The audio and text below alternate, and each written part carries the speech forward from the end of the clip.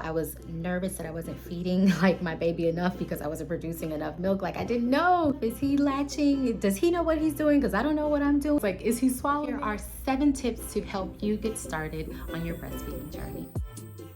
Guys, welcome to my channel. Today we're going to talk all about breastfeeding, specifically for new moms. I'm a new mom myself. My baby boy and I have been on this breastfeeding journey for 11 months. I can't believe he's going to be 1. I can't believe that I'm a mom. I can't believe that I've been breastfeeding for this long. When you first have your baby, you're not going to actually produce breast milk. You're going to produce something called colostrum, if I'm pronouncing it correctly. Colostrum is, nicknamed liquid gold, and it's pretty much the most potent, richest, most nutrient-filled milk that, your baby can receive upon birth. Moms produce that initially, and then that's when the breast milk starts to come in. I am not a medical person, so this isn't medical advice. This is just what my medical practitioners have told me, and it worked for me, so perhaps it can work for you. So by no means should you take this as actual medical advice. Please see your OBGYN and what other medical professionals you use to consult about your pregnancy and how to take care of your child to know how to properly do this stuff. With that disclaimer, let's continue. Tip number 1, you want to immediately try to bond with your baby. Skin to skin contact is so important. Most people, as soon as they have the baby, you put your baby on your chest and you guys have that moment to bond. And immediately after you give birth, go ahead and try to latch. Check out some YouTube videos on how to properly latch your baby. But in general, you want to make sure that your nipple is in your baby's mouth in a way that they're not actually like obstructing the flow of the milk. So that's the best I can say about that. But whoever is there to assist you with your birth, whether you are birthing at home and you have a doula, or whether you're birthing in a hospital, usually there's going to be some type of like lactation coaching to help you, latch and help your baby latch, because most moms don't know how to do that. So there's usually a coach there to help you through that process. So, that's the first thing that you want to do, is you actually want to try to latch. And some moms and babies don't latch immediately. And you just keep on working at it. My cousin, her and her baby finally had that moment, maybe like 2, 3, 4 months down the line.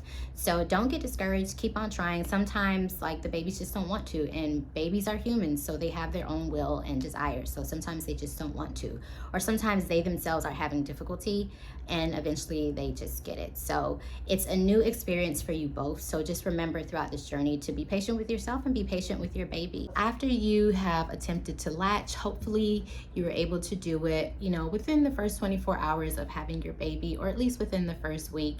And the reason why that's so important is because your baby latching and like sucking on your nipple is actually helping, release the breast milk. Essentially, it's bringing the breast milk down. So throughout your entire pregnancy, your milk ducts were already producing breast milk, but now it's time for the milk to be let down, and for your body to actually like get the signal that, hey, the baby's here, so we actually need to release this milk moving forward. So once you latch your baby, you want to have a routine of feeding. Usually they recommend like every 2 hours, and you want to rotate on every boob. So if your baby is latched on this boob, you want to pump on that boob and then switch. So you'll do 15 minutes on this boob and then 15 minutes on that boob, and you'll be pumping on the other side, alternating, and then that's it. And you can also, if you don't feel comfortable doing the like baby on one boob, pumping on the other, you can just focus on feeding and enjoy that moment. You just had a baby, it's a lot going on. I understand, you're already multitasking. So you can just focus on breastfeeding, and then after you breastfeed, you can pump for 15 minutes. Again, you want to make sure that you're pumping both boobs and stimulating them simultaneously as much as possible, because you're letting your body know like, hey, both of these boobs need to be on demand, and hopefully you can produce a high quantity of milk on both boobs. I don't. This boob is a lot stronger. This is my strong boob. This boob doesn't. I can probably produce like an ounce here, and I can produce like, you know, 4 to 8 ounces over here. But this boob still produces milk.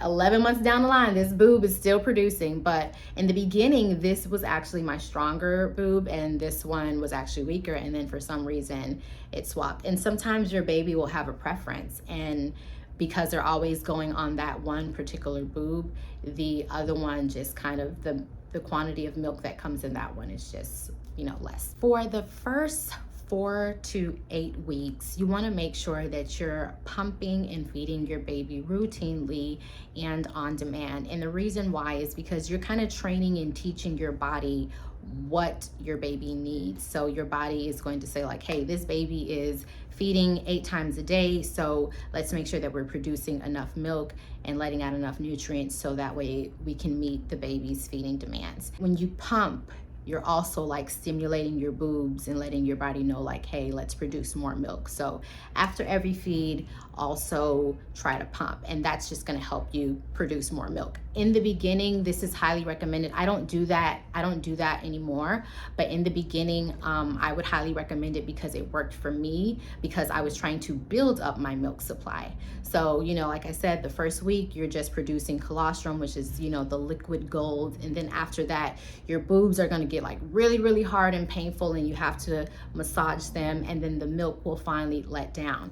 From that moment on, you want to constantly, or you want to make sure that you continue that system until about 4 to 6 weeks, or until you go back to work, or, you know, until you kind of get out of your maternity leave, and then you should have a decent milk supply. Your baby's feeding should kind of have a routine as well, and then, you know, you can let go of that if you want to. You can continue as well, because after you pump, you can obviously store that milk, and now you're just building up your milk supply.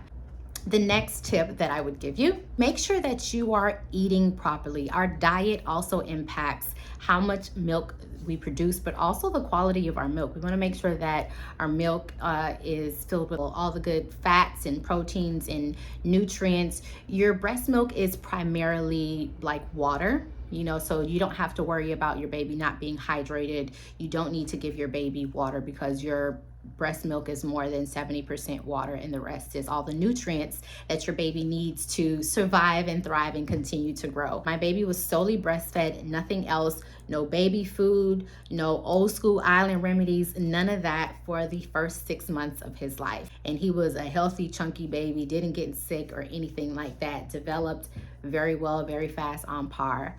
And at 6 months, that's when we introduced pureed foods. And then right around 7 months, he wanted solid foods, so we introduced solid foods. And we're still breastfeeding, but now he's like eating rice and beans. So he's good now. Mother's milk tea and body armor, I drank those, and well, they were recommended to me to drink, and they actually worked, and they helped me produce more milk. So whenever I felt like my milk levels were going down, I would like make sure that I drank my tea every day, and I would, you know, be downing body armor. It's like it's kind of like a Gatorade, but it's not Gatorade. It's called body armor.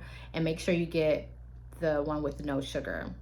They have a bunch of different flavors, and you know, you just down that, and for some reason it helps increase, I don't know the science behind it, but it did help increase my milk production. So drink mother's milk tea, or Earth Mama, that's another one to help increase your milk production. If you can, hire a lactation coach or work with your doula to give you like one-on-one personal tips and tricks on how to nurse your baby. I mean, you can watch YouTube videos as well, but sometimes you need like someone to specifically say like, hey, put your elbow up, bring the baby's head a little bit closer, you know, adjust your boob.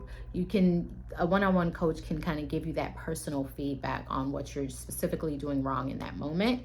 My husband got me a coach like the week after or 2 weeks after having my son, and the coach was really, really instrumental in building up my confidence in my breastfeeding journey. I will say that in the beginning, I was a little insecure. Like, I didn't know, like, how am I supposed to know that I'm producing enough milk so that my baby feels full and fed and that I'm not starving my baby? And I don't even know if the baby is actually like taking the milk or what. Look at your baby's, the side of your baby's neck, and look to see that they're doing that swallowing motion, you know? And so sometimes they'll just suck, like they're soothing, but when they're actually taking down milk, you'll see that swallow, okay? Make sure that you're eating your fruits and vegetables, that you're taking all of your vitamins. Take your prenatal vitamins. Take all of the recommended things, especially during your first 8 to 12 weeks of postpartum. Your body's trying to recover. Your baby's demanding a lot from you. So make sure as your baby is taking that you're replenishing. I believe we burn about 500 calories a day just from breastfeeding alone. So you want to make sure that you're constantly replenishing your body with, you know, fruits and vegetables, meats and proteins. Maybe you're vegan, so make sure, if you are vegan or if you do have a certain type of diet, make sure that you are getting the proper amount of nutrients. And that I'm preaching to myself, because the baby is taking a lot out of you. You're burning calories just from your natural day-to-day movements. So you're not feeding for two, but your body is still taking care of two people. Make sure that you are on top of your game so that way you can take the best care of your baby.